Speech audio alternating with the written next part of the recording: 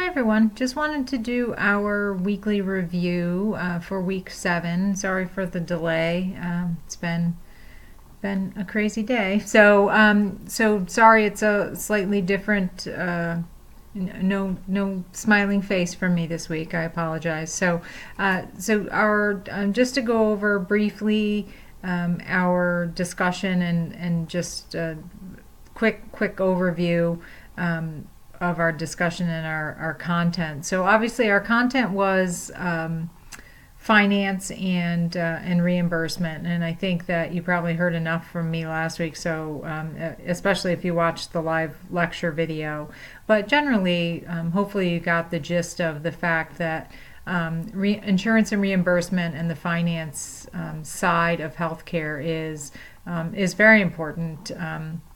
As I was just saying to Dr. Frendeck today, who's one of our other faculty, without the finance side of healthcare, without financial management and coding and reimbursement, there would be no clinical side, because without the finance side, we couldn't keep the doors open. So it is, even though it's it's kind of a necessary evil, it is necessary. So we need to remember the importance of finance in healthcare. And then our discussion for this past week was the fact that, as we know, spending is really out of control. So what are some of the ways that we can improve the rising costs of healthcare? And obviously, there are a multitude of ways to improve those costs. Just looking to control costs via care coordination, reducing the number of unneeded tests, reducing the number of the issue related to defensive medicine that exists in the industry, reducing malpractice costs. Putting a cap on malpractice is one way. There are a number of ways, and I know a lot of folks talked about the move to a single payer system. That in itself is a way as well. So there are a number of different ways, and everyone had a lot of great ideas on how we can make that change. I'm looking forward to taking a look at folks' answers to the case study. I haven't had an opportunity to do that yet, but so what I did want to take a look at was some of the quiz questions. There was one quiz question that is that I'm giving credit for. I have not done it yet, but I will, I swear. But I have not had an opportunity yet. And it is this first question: which type of HMO offers the most flexibility for participating physicians? The answer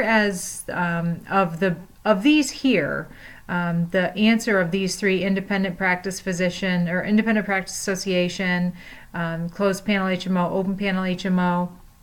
Of these three, the most flexible is an independent practice association, but the textbook didn't really address which was truly the most flexible. There was a network practice option that was listed. That's pretty flexible. Independent practice associations are pretty flexible because you're really it's a contracted HMO version. So I didn't think that the book really gave us enough information to either, of the two answers here, independent practice association or none of these are correct, would both be adequate answers.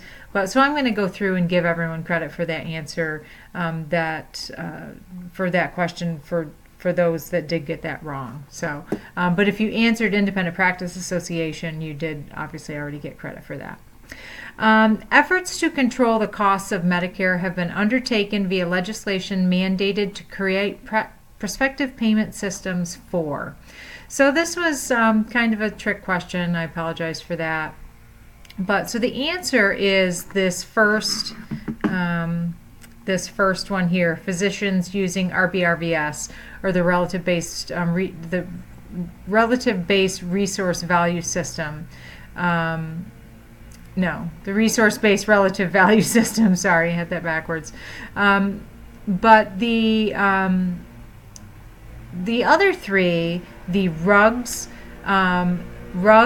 DRGs, and HHRGs, are all prospective payment systems. I apologize. Now they've decided to mow the lawn outside of my house. They are all prospective payment systems as well. The problems with those answers is that they're not matched up with their appropriate organizations. So RUGs are used in skilled nursing facilities.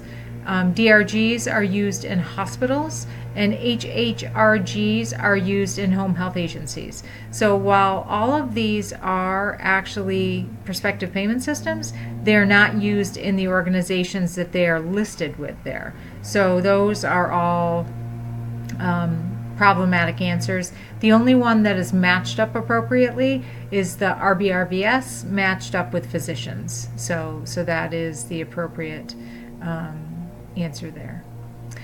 Question 3 was also one. Who bears the cost of providing care to the uninsured?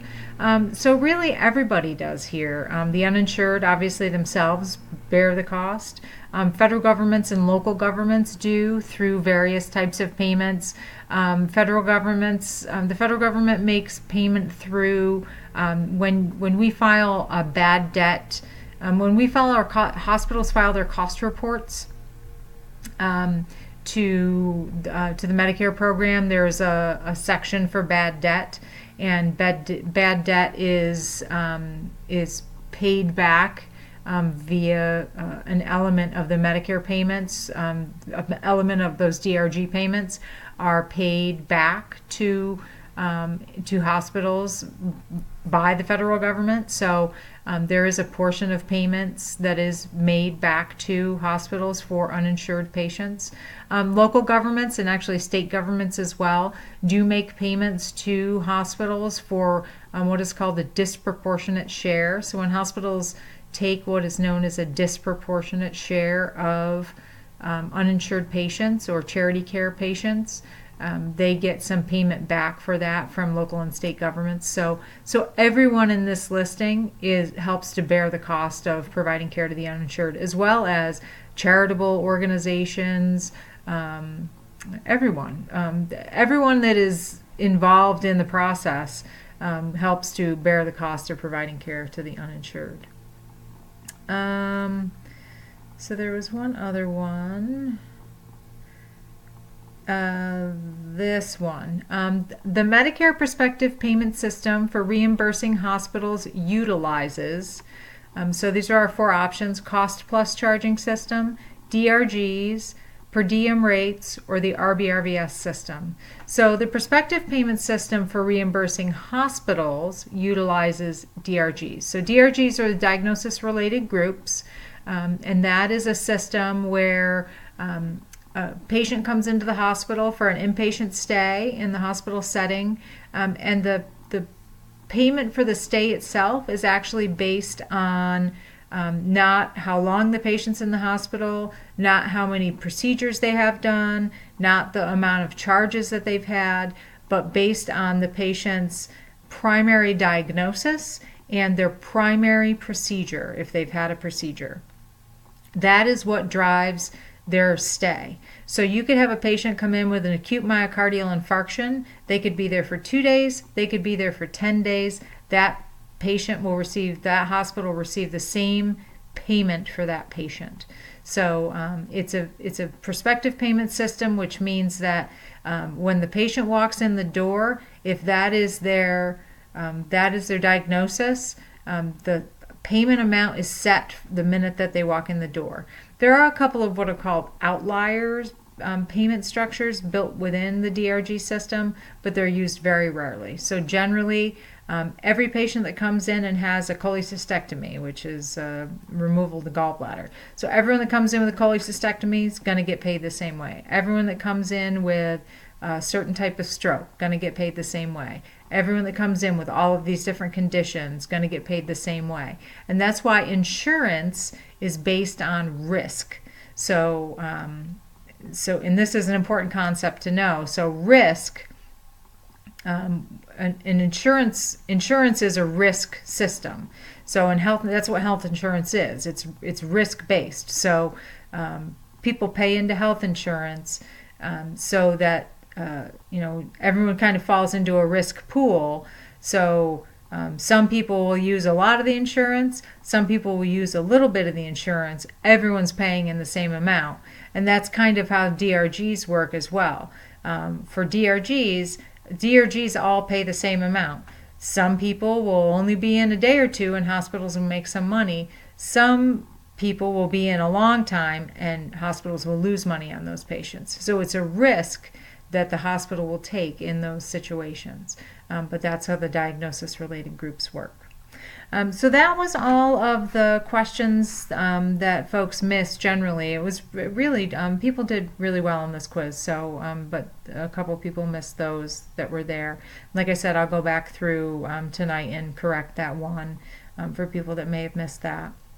But this is our last Udpuzzle. So good luck to everyone that has not yet taken the quiz or the final. I did put up a Jeopardy that I used in my live class this morning, and there's obviously the final exam template in there as well, so you can use those to study. But it's really been a pleasure working with everybody this term. I've certainly enjoyed it, and I look forward to working with you in future classes. I'm sure if you are in our program or if you are in our minor, I'm sure I'll have the opportunity to run into you again in the future. If you're taking the law class, if you're taking marketing next 8 weeks, you'll see me. Or if you're taking the law class in the spring, you'll see me. But otherwise, if you need anything, please feel free to reach out. I'm always happy to help. But I do wish you the best in your final and in your second 8-week classes if I don't get to see you next 8 weeks. So it's been a pleasure, and have a great next 8 weeks.